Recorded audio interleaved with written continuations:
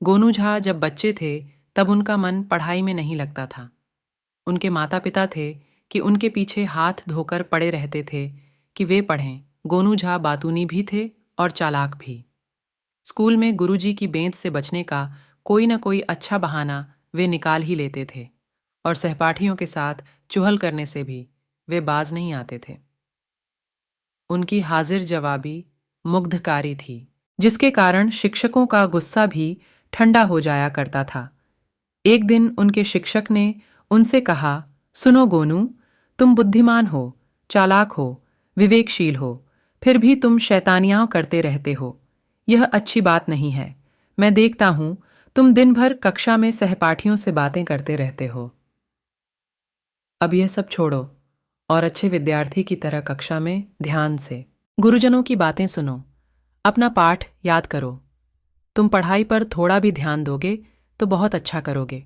गोनू झा हमेशा की तरह बोले, जी गुरुजी, मैं कक्षा में आपकी बातें ध्यान से सुना करूंगा। गुरुजी को लगा कि गोनू झा पर उनकी बातों का असर हुआ है।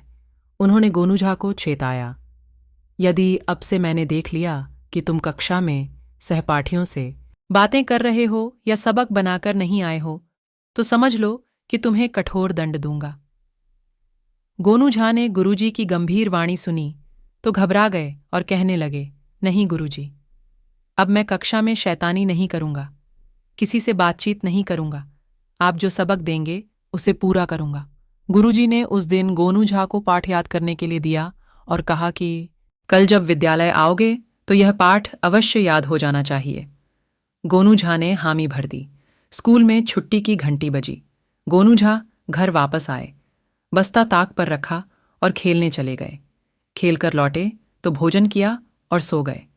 दूसरे दिन जब वे स्कूल पहुंचे तो कक्षा में शिक्षक ने पाठ सुनाने को कहा।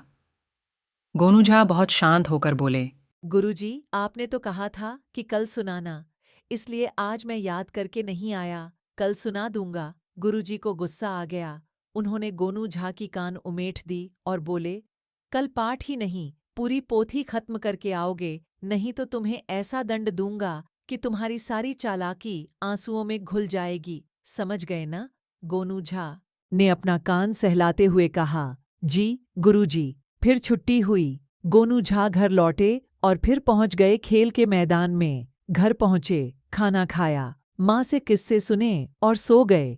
दूसरे दिन विद्यालय जाने के लिए तैयार हुए और बस्ते में स्लेट रहने दिया और सारी किताबें निकालकर ताके पर रख दीं। फिर चल दिए स्कूल। गुरुजी ने कक्षा में हाजिरी ली और उसके बाद गोनू झा की पटरी के पास पहुंचे। उन्होंने देखा, गोनू झा के बस्ते में स्लेट तो है मगर किताबें नहीं हैं। गुरुजी गुस्से से आग बबूला हो गए। सोचने लगे, कितना डीठ है गोनू झा, 2 दिनों से डांट सुन रहा है मगर सुधरने का नाम नहीं ले रहा है। उन्होंने पूछा, गोनू क्या बात है, तुम किताब लेके नहीं आए हो? गोनू झा खड़े हुए और बोले, गुरुजी, कल आपने ही तो कहा था कि पाठ क्या, कल तुम पोथी खत्म करके आना, तो मैं विद्यालय आने से पहले पोथी तालाब में बहाकर आया हूँ। आपके आदेशानुसार मैंने पोथी खत्म कर दी है। गुरुजी को अपने शब्द याद आए तो वे सिर पर हाथ रखकर बैठ गए। गोनू को वे कहें तो क्या कहें, वे समझ नहीं पा रहे थे और गुरुजी की यह हालत देखकर गोनू झा मन ही मन मुस्कुरा रहे थे।